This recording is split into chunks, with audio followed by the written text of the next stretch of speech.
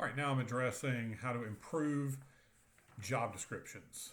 So, one job description that I looked up that's currently available um, at the high school where I work is a physical education teacher. And here are the, the requirements, the job description as indicated on the website.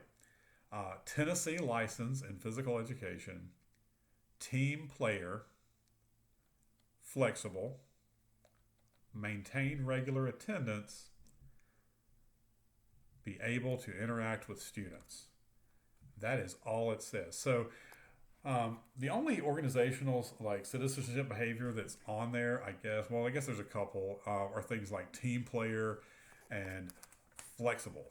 Um, but let's talk about the truth of that particular job. That particular job um, is has a lot more than what that is saying. So if you're going to be a physical education teacher in a high school, you are going to be doing a lot of tasks that are not listed in that. And so you were talking, the question addresses the idea of what skills do they actually need? Well, they need a lot of skills. One of the skills is because gym teachers in high school aren't just gym teachers, they're always going to coach varsity sports. That's why they're there. And so here's a couple pieces. First of all, gym teachers have to have a lot of self discipline. They're given a lightly supervised assignment with lots of students, and most of those students don't think they have to do anything in that class.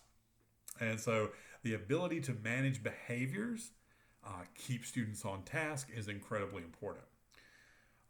Another thing is because of that, remember I said they have to coach a varsity sport, there are a lot of things that go on with that. First of all, that work family thing is going to be um, a struggle. And these people who are coming onto this job need to be aware that at least 5 months out of the year, they're going to be involved heavily in a varsity sport. And that means that they are not going to get home at a reasonable hour for that entire period of time. After school activities are going to be a big part of their life. Um,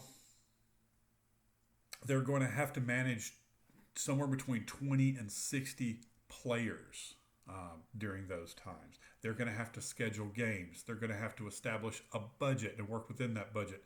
They're going to have to um, get uniforms. They're going to have to communicate with other coaches and they're going to have to communicate with the administrators at the school about having administrators at games and also the use of the facilities at the school. So there's a lot of communication skills that are necessary here and a lot of organizational skills that are necessary here that are not mentioned in the job description. Um, they also need to be able to manage things like eligibility. So they've got to be able to figure out whether this student is eligible to participate, and that has a few steps to it. They need to be able to consult players and consult parents on how to deal with injuries and recovery. They need to be able to promote their program.